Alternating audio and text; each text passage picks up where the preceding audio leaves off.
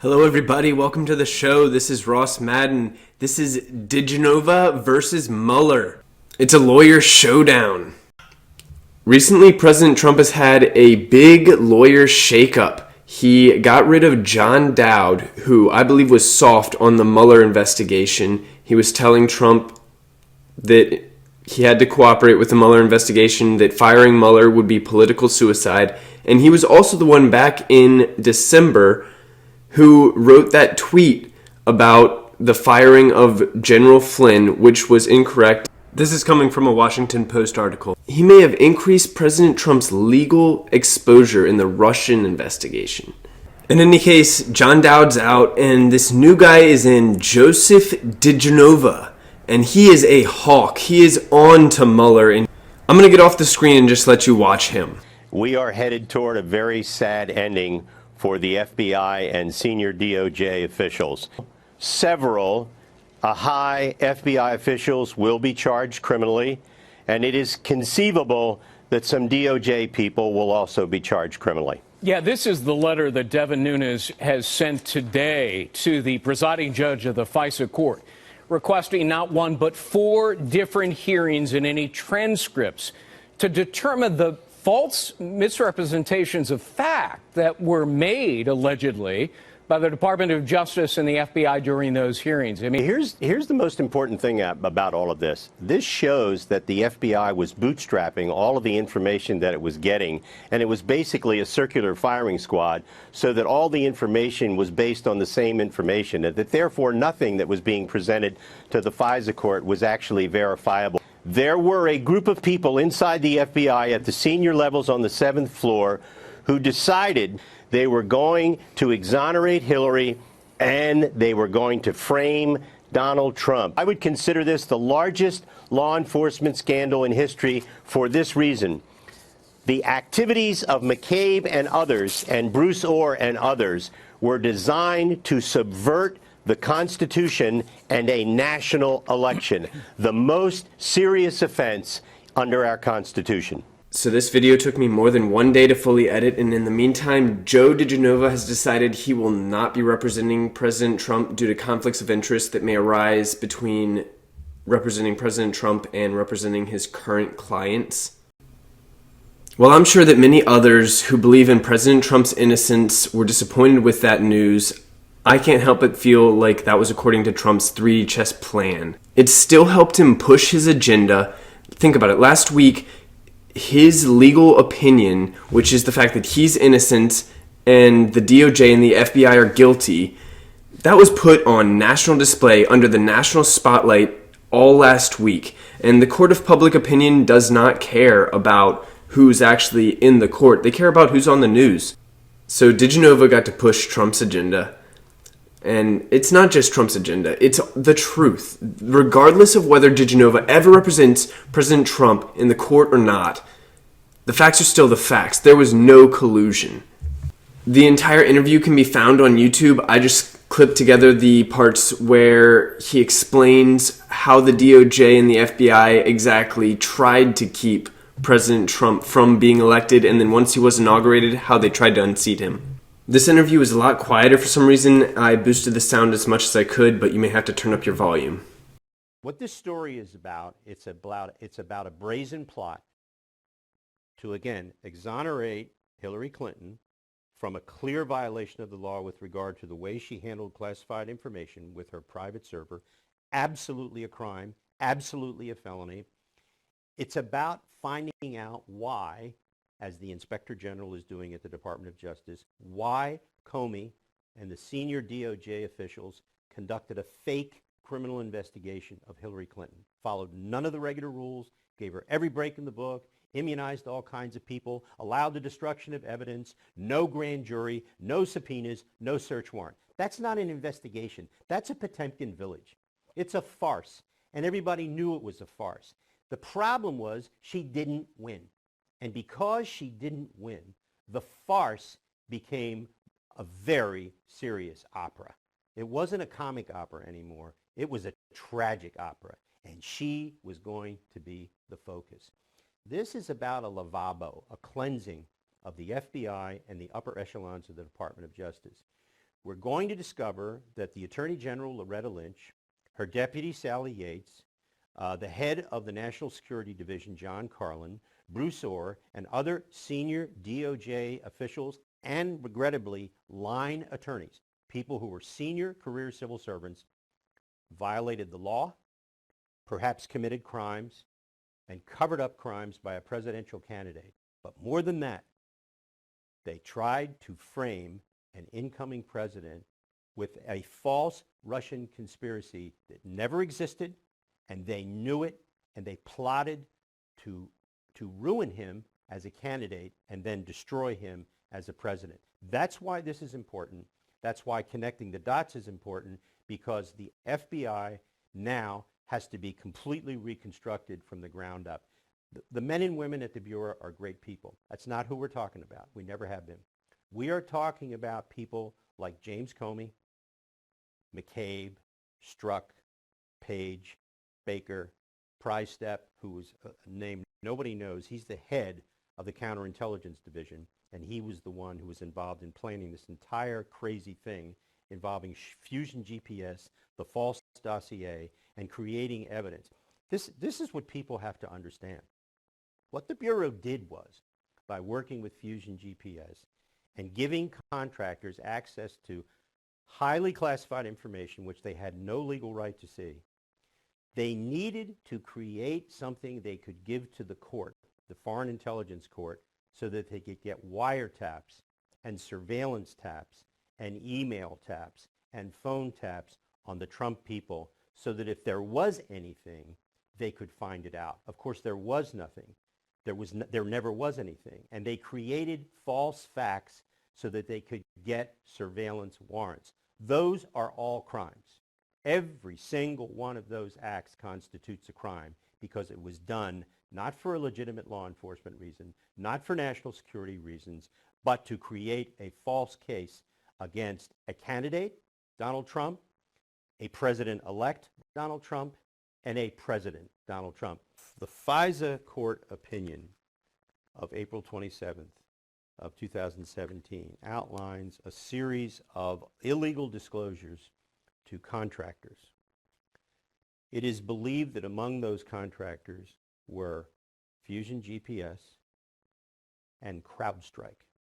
CrowdStrike is the company that was used to bleach Hillary's computer. CrowdStrike, if what is being reported is true, and I've seen 2 reports about CrowdStrike being among the private contractors that were given access to raw 702 incidental collection of American citizens under FISA warrants. If that is true, they have committed crimes. The Bureau who gave them information committed crimes. There is huge civil liability for CrowdStrike and for the FBI officials. And there is, right now, there's at least 2 lawsuits pending against Mr. Steele, the former MI6 agent who wrote the Steele dossier at the payment of Fusion GPS. Fusion GPS has been sued. I expect if these facts come out from the FISA court showing that these contractors got this information, they will all be sued.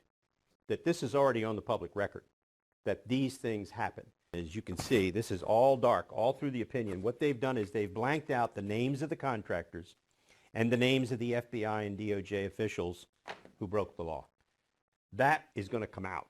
That's what Nunes has. He has all that information now. He knows what's in these blanks that the court blanked out. The court did the right thing. It's not supposed to reveal that. But once you start doing oversight, constitutional oversight, those blanks go away to Congress. And we will know shortly who the private contractors were that were allowed to break the law by the FBI. That they were a private intelligence service. They sold their services to the highest bidder. That was the Clinton campaign and the Democratic National Committee, and eventually the FBI, which used them and bootstrapped their information into FISA applications. It's pretty clear, according to James Comey, and maybe one of the few truthful things he said in all of his sworn testimony, that there's nothing verified in that report. What's fascinating to me is how the people who want to defend everything that the Bureau has done or the Department of Justice or the Clintons have turned to a series of narratives to replace the truth. For example, once this whole thing broke, when President Trump said, "I was spied on by the President of the United States," he was laughed at. In fact, he was spied on by the President of the United States, by Barack Obama, under Barack Obama's orders, and under the orders of John Brennan, and Clapper, the Director of National Intelligence, and Susan Rice, the National Security Advisor, and Ben Rhodes, the Deputy National Security Advisor. Because what they did, which was part of a scheme, which began in the year 2016, was to try to figure out a way to help Hillary Clinton get elected by exonerating her in her email scandal in her private server in New York, and then she would be elected, and then the problem of Donald Trump would go away. The problem was she lost.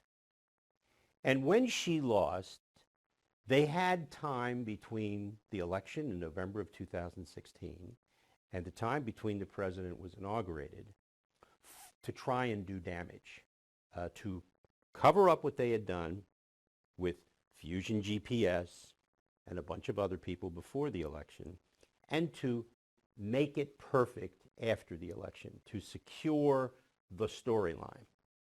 And so, interestingly enough, people, there are some real heroes in this story. And part of it is how you defeat these competing narratives. You will recall that first there's the story about the dossier, the so-called Fusion GPS dossier, which we now know was developed with the assistance of the FBI, Christopher Steele, the former spy from England, Bruce Orr, a senior Justice Department official in the Obama administration, Bruce Orr's wife, who was an employee of Fusion GPS and a Russian expert. That all of a sudden became something that people got worried about on the Democratic side and on the protect the Clinton side. Then all of a sudden, when the dossier got even stronger and stronger as a result of the knowledge about Bruce Orr's involvement, the dialogue shifted. And then it became that the dossier really wasn't important because George Papadopoulos, this know-nothing young guy who had been an end-of-the-room foreign policy advisor, was the real guy who got the investigation into the president's collusion with the Russians started as a result of a drunken blathering in a bar to the Australian ambassador, who then told MI6 in London. These narratives have developed because the facts are now so strong that there was a brazen plot to exonerate Hillary Clinton, and then if she lost, frame the President of the United States with a false crime. One of the heroes in this entire story is Admiral Mike Rogers, the head of the National Security Agency. Mike Rogers says, okay, let's do an audit. He does this in March of 2016. This is way in advance of the election.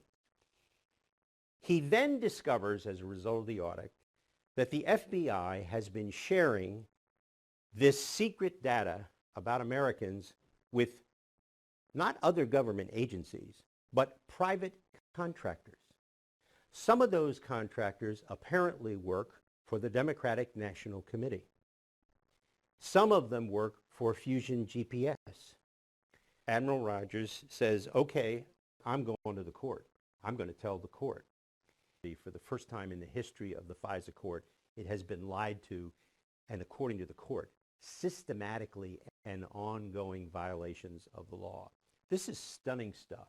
And then in April of 2016, the FISA Court issues this 99-page opinion, which I'll bet you didn't even know about until I talked about it this morning. This opinion describes illegal activity by the FBI, illegal activity by contractors, and it calls it the improper disclosure of raw intelligence about Americans to unauthorized individuals. All of those things that the Bureau did and the contractors were crimes. Now, you wouldn't think, this is a public document now. It's been declassified. You have not seen a single story about this in the Washington Post or the New York Times. So, with this in hand, he knows that Trump was the subject of a plot. So as soon as the election is held, Admiral Rogers goes to visit President Trump, President-elect Trump, in New York in November of 2016, on the 17th of November. He's the head of the NSA. He briefs the president. And it is after that briefing, the very next day, that President-elect Trump moves his entire staff out of Trump Tower to Bedminster, New Jersey, where his golf club is, and that's where the transition team stays until Trump Tower is debugged.